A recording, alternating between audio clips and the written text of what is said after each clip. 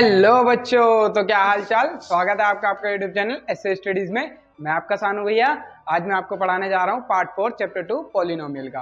तो पार्ट 4 में क्या पढ़ाऊंगा मैं आपको? पार्ट 4 में मैं आपको पढ़ाऊंगा relationship between zeros and coefficient of a polynomial के एग्जांपल्स, और उसके बाद मैं आपको सारे एग्जांपल्स कराने के बाद कराऊंगा एक्सरसाइज 2.2।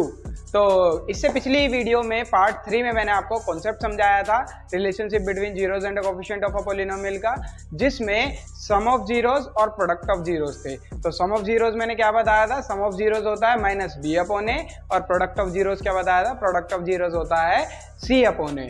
तो उसी के कुछ एग्जांपल्स करने हैं, example number 3, example number 4, example number 5। उसके बाद मैं आपको कराऊंगा एक्सरसाइज 2.2। तो चलिए चलते हैं अपने बोर्ड की तरफ। तो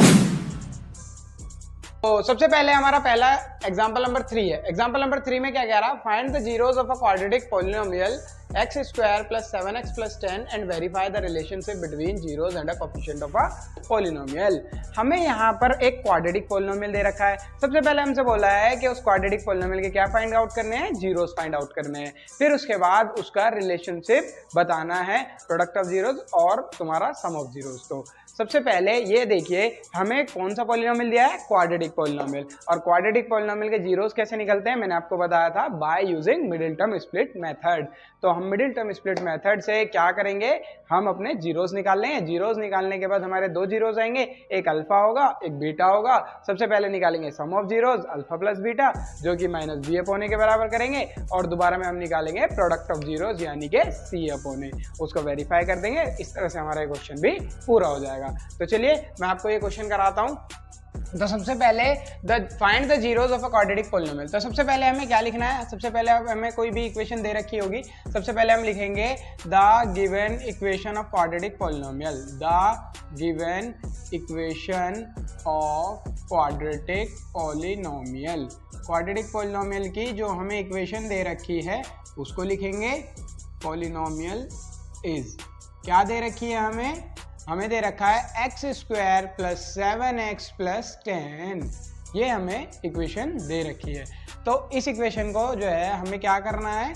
इस इक्वेशन से हमें जीरोस फाइंड आउट करना है। और जीरोस कैसे फाइंड आउट करेंगे?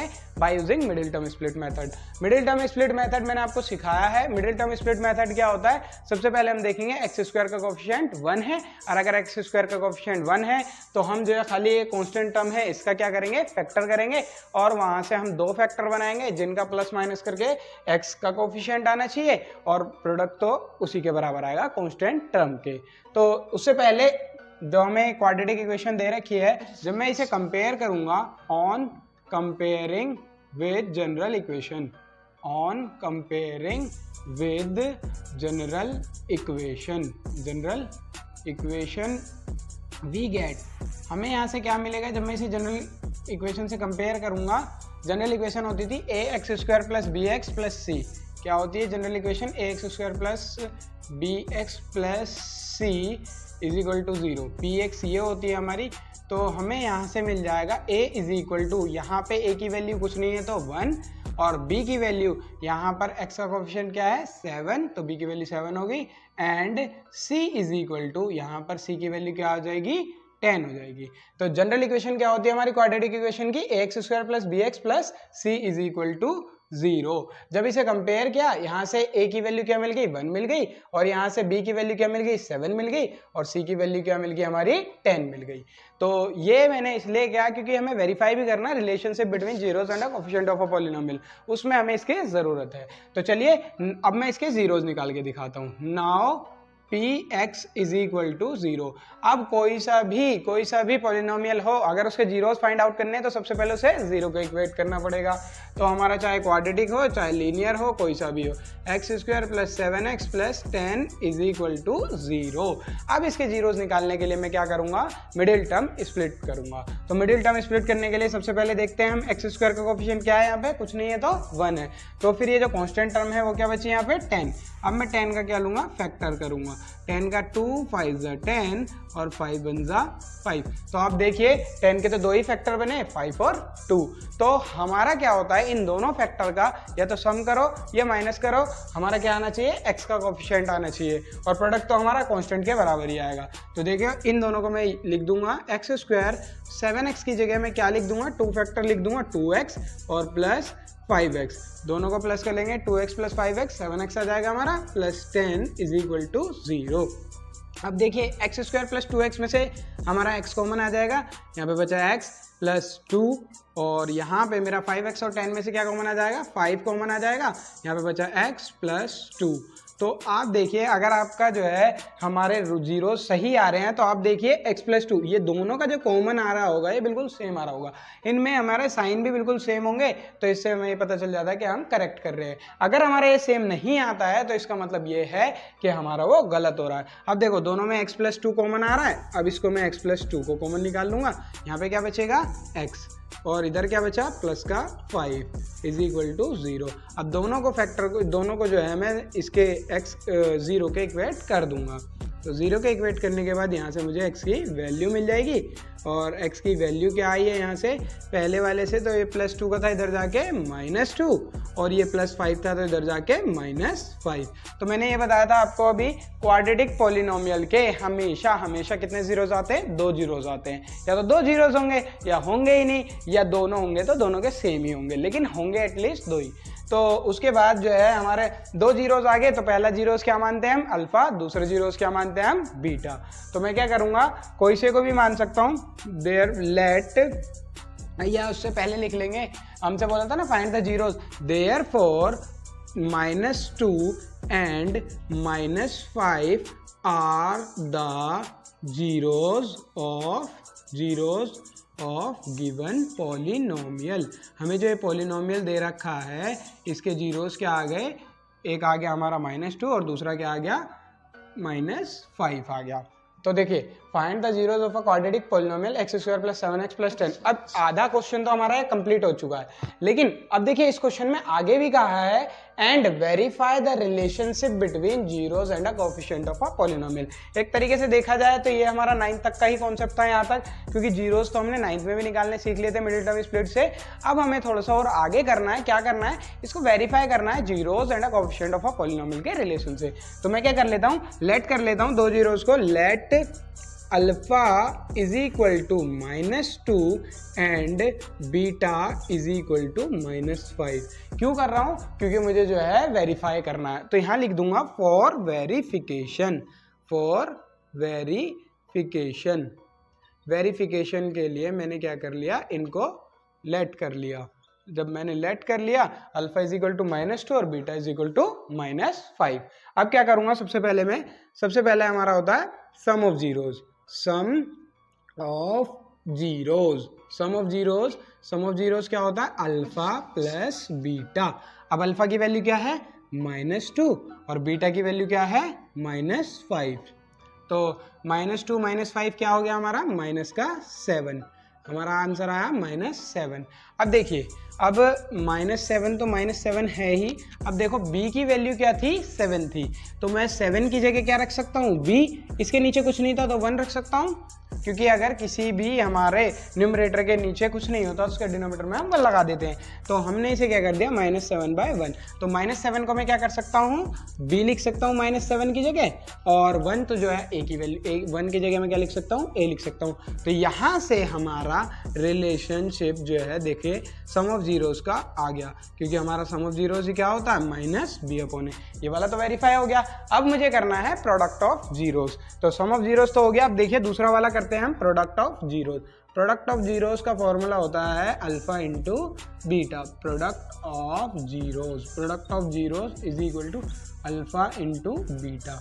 अब अल्फा इंटू बीटा करूंगा तो अल्फा इंटू बीटा में अल्फा की वैल्यू क्या है, अल्फा की वैल्यू है हमारी -2 और बीटा की वैल्यू क्या है, बीटा की वैल्यू है -5। देखो -5 को मैंने ब्रैकेट में इसलिए रखा क्योंकि कभी भी 2 साइन एक साथ नहीं आ सकते, इसलिए इसे ब्रैकेट में रखेंगे। और 5 2 ज़ा 10 और माइनस से माइनस खत्म हो गया। मल्टीप्लाई में कभी भी अगर 2 माइनस आ जाते हैं तो वो प्लस बन जाता है ऑटोमेटिकली, और इसके नीचे कुछ नहीं है तो क्या आ जाएगा, 1 आ जाएगा। तो अभी देखिए, जब मैंने अभी ये स्टार्टिंग में कंपैरिजन किया था वो इसीलिए तो किया था क्योंकि हमें वेरीफाई भी करना था। तो 10 की जगह मैं यहाँ से क्या रख सकता हूँ, C रख सकता हूँ, और 1 की जगह मैं क्या रख सकता हूँ, फिर से A रख सकता हूँ। तो देखिए अल्फा इंटू बीटा भी हमारा क्या हो गया, वेरीफाई हो गया, प्रोडक्ट ऑफ जीरोस, जो कि किसके बराबर आ गया, C/A के बराबर आ गया। तो इस तरीके से हमारा जो है ये क्वेश्चन नंबर 3 यानी कि एग्जाम्पल नंबर 3 हो चुका है कंप्लीट। हमारा एग्जाम्पल नंबर 3 कंप्लीट हो चुका है। हमारा एग्जाम्पल नंबर 3 में क्या था, इसमें बोला था हमसे, हमें एक क्वाड्रेटिक पॉलिनोमियल दिया हुआ था x² + 7x + 10।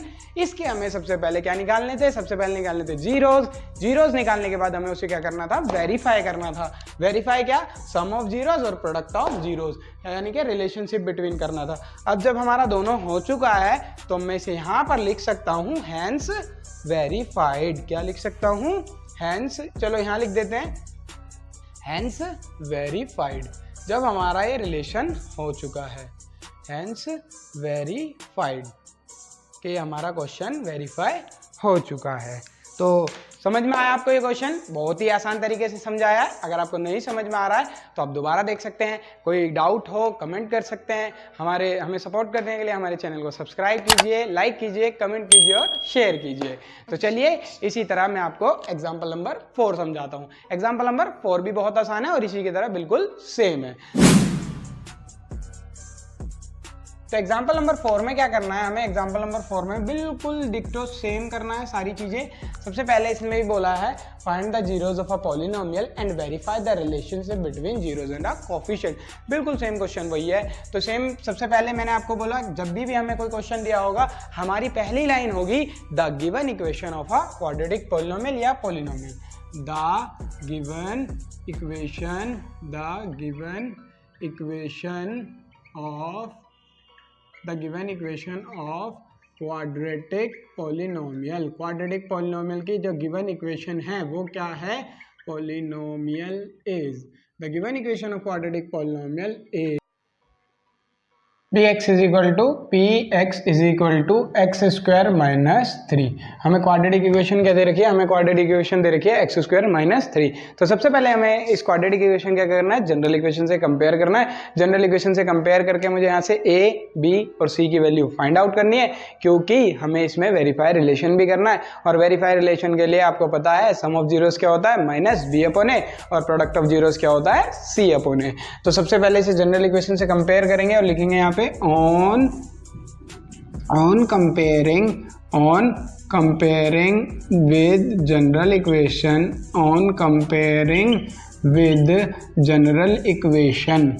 जनरल इक्वेशन से कंपेयर करेंगे। जनरल इक्वेशन क्या, ax² + bx + c = 0।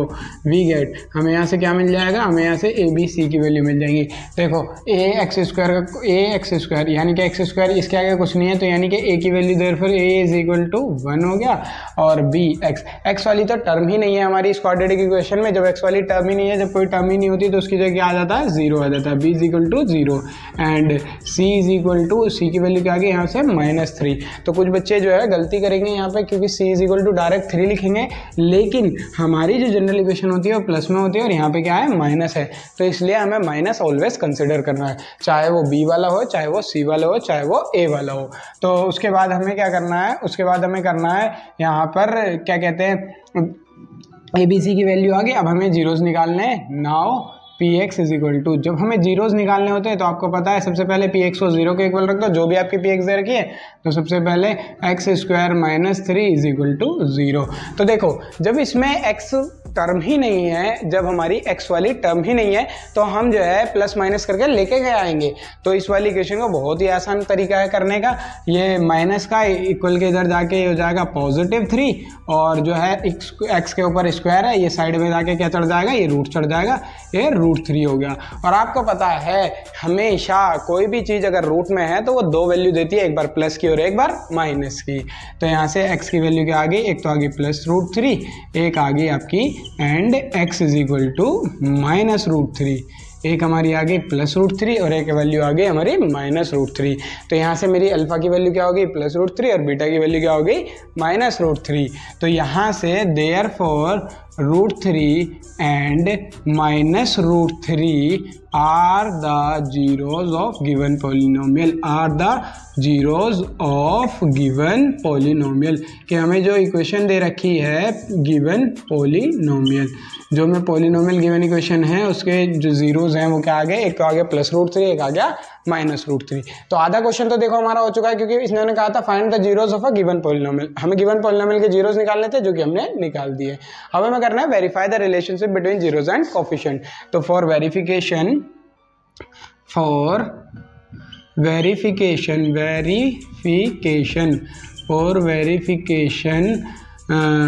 रिलेशन या फॉर वेरीफाई रिलेशन, कुछ भी लिख सकते हैं। तो मैंने लिख दिया यहाँ पे फॉर वेरिफिकेशन। तो सबसे पहला वेरिफिकेशन के लिए मैं क्या करूँगा, सम ऑफ जीरोज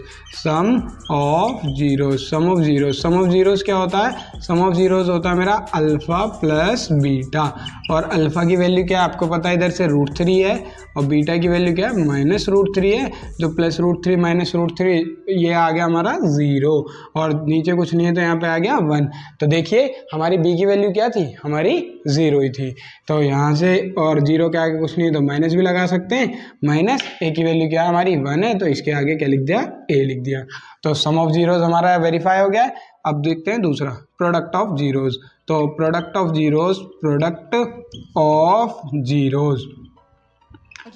जीरोज क्या है हमारा, alpha into beta. Alpha into beta क्या है हमारा, अल्फा की वैल्यू है √3 और बीटा की वैल्यू है -√3। और अभी मैंने आपको बताया था मल्टीप्लाई में अगर माइनस आ जाता है तो दो साइन को एक साथ नहीं रखते, इसलिए मैंने क्या लगा दिया, ब्रैकेट लगा दिया। √3 इंटू -√3 आंसर आ जाएगा -3, क्योंकि √3 इंटू √3 हो जाएगा √9, और √9 की वैल्यू आती है हमारी 3। तो और ये माइनस था तो इसलिए -3। तो अब नीचे कुछ नहीं है तो इसके भी 1 लगा दिया। और देखो हमारी c की वैल्यू क्या है यहाँ पे, -√3। तो ये मैंने c नहीं लिखा है, यहाँ c = -√3। तो c की वैल्यू आ गई -3 और a की वैल्यू आ गई 1। तो देखो यहाँ से हमारे प्रोडक्ट ऑफ जीरोज भी जो है वेरीफाई हो चुका है c/a। तो हमारा जो है दोनों क्वेश्चन में सेम ही करना था, प्रोडक्ट ऑफ जीरोज और सम ऑफ जीरोज को वेरीफाई करना था। जो देखो इस तरीके से हो चुका है, इस तरीके से हो गया, और लिख देंगे हम यहाँ पे हैंस वेरीफाइड। तो इस तरीके से हमारा ये एग्जाम्पल नंबर 3 भी हो चुका है। चलते हैं अब अपने क्वेश्चन नंबर 4 की तरफ। चलो तो देखो क्वेश्चन नंबर 4 यानी कि एग्जांपल नंबर 4 क्या कह रहा है, एग्जांपल नंबर 4 में बोला फाइंड अ क्वाड्रेटिक पॉलिनोमियल। इस बार क्या बोला है, क्वाड्रेटिक पॉलिनोमियल निकालना है। The sum and product of zeros are -3 and 2 respectively. तो देखिए सिंपल सा कॉन्सेप्ट है जो मैंने आपको पिछली वीडियो पार्ट नंबर 3 में समझाया था कि forming a quadratic equation when sum and product of zeros are given. जब आपको सम भी दिया हुआ होगा, प्रोडक्ट भी दिया होगा जीरोज का, तब आपको कैसे क्वाड्रेटिक इक्वेशन फॉर्म करनी है। तो उसका कल एक फॉर्मूला बताया था, वही फॉर्मूला यूज करना है। सबसे पहले तो देखो जब क्वेश्चन करते हैं तो क्वेश्चन का हमारा रिप्रेजेंटेशन बहुत मैटर करता है, और जिसकी जिम्मेदारी मैंने ले ही रखी है आपसे, क्योंकि मैथ्स में देखो एक तो होता है क्वेश्चन करना, एक होता है सॉल्व करना, कि आपने सॉल्व कर दिया जैसे तैसे उसे करके रफली करके कर दिया, लेकिन एक होती है हमारी रिप्रेजेंटेशन। तो रिप्रेजेंटेशन हमारे मैथ्स क्लास 10 बोर्ड में बहुत मैटर करती है। तो रिप्रेजेंटेशन सिखाने की तो जिम्मेदारी मेरी है। तो चलिए बिल्कुल रिप्रेजेंटेशन से करना है। Find a quadratic polynomial the sum and product of zeros are given. तो सबसे पहले गिवन क्या है, यहाँ लिख देंगे गिवन क्या है, sum of zeros. Sum of zeros हमें दे रखा है क्या, -3। अब आपको पता है सम ऑफ जीरोज क्या होता है, alpha plus beta. Alpha plus beta की वैल्यू क्या दे दी, -3, या आप इसे s भी लिख सकते हैं। And product of zeros, product of zeros क्या दे दिया हमें, प्रोडक्ट ऑफ जीरोज दे रखा 2, यानी कि अल्फा इंटू बीटा = 2। तो याद कीजिए कल मैंने एक इक्वेशन बताई थी आपको, forming a quadratic equation when sum and product of zeros are given. तो वो थी x² px = kx² minus sum of zeros x plus product of zeros. तो उसी को यूज करना है हमें फॉर क्वाड्रेटिक इक्वेशन